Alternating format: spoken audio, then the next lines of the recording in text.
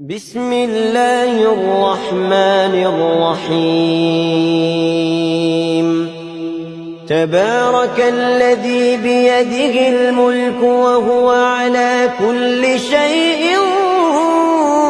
قدير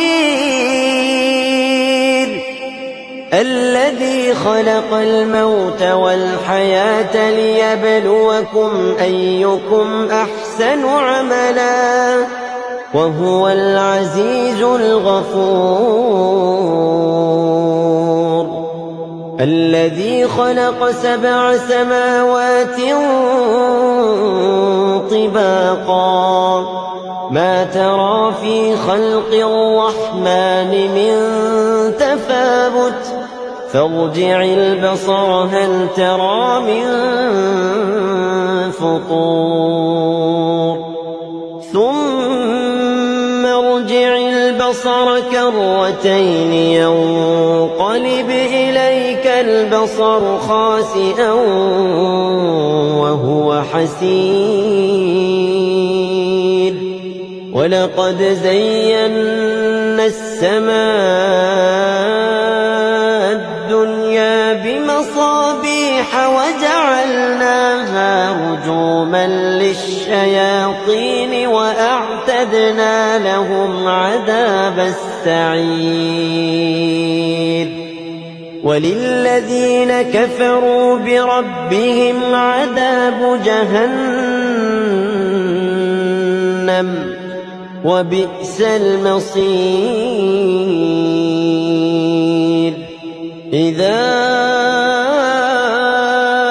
ألقوا فيها سمعوا لها شهيقا وهي تفور تكاد تميز من الغيظ كلما ألقي فيها فوج سألهم خزنتها ألم يأتكم نذير قالوا بلى قد جاءنا نذير فكذبنا وقلنا ما نزل الله من شيء إن أنتم إلا في ضلال كبير وقالوا لو كنا نسمع أو نعقل ما كنا في أصحاب السعير فاعترفوا بذنبهم فسحقا لأصحاب السعير إن الذين يخشون ربهم بالغيب لهم مغفرة وأجر كبير وأسروا قولكم أو اجهروا به إنه عليم بذات الصدور ألا يعلم من خلق وهو اللطيف الخبير هو الذي جعل لكم الأرض ذلولا فامشوا في مناكبها وكلوا من رزقه وإليه النشور أأمنتم من في السماء أن يخسف بكم الأرض فإذا هي تمور أم أمنتم من في السماء أن يرسل عليكم حاصبا فستعلمون كيف نذير ولقد كذب الذين من قبلهم فكيف كان نكير أولم يروا إلى الطير فوقهم صافات ويقبضن ما يمسكهن إلا الرحمن إنه بكل شيء بصير أمن هذا الذي هو جند لكم ينصركم من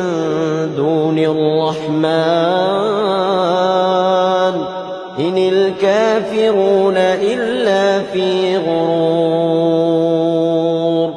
أمن هذا الذي يرزقكم إن أمسك رزقه بل لجوا في عتو ونفور أفمن يمشي مكبا على وجهه أهدى أمن يمشي سويا على صراط مستقيم قل هو الذي أنشأكم وجعل لكم السمع والأبصار والأفئدة قليلا ما تشكرون قل هو الذي ذرأكم في الأرض وإليه تحشرون ويقولون متى هذا الوعد إن كنتم صادقين قل إنما العلم عند الله قل إنما العلم عند الله وإنما أنا نذير مبين فلما رأوه زلفة سيئت وجوه الذين كفروا وقيل هذا الذي كنتم به تدعون قل أرأيتم إن أهلكني الله ومن معي أو رحمنا فمن يجير الكافرين من عذاب أليم قل هو الرحمن آمنا به وعليه توكلنا فستعلمون من هو في ضلال مبين قل أرأيتم إن أصبح ماؤكم غورا فمن يأتيكم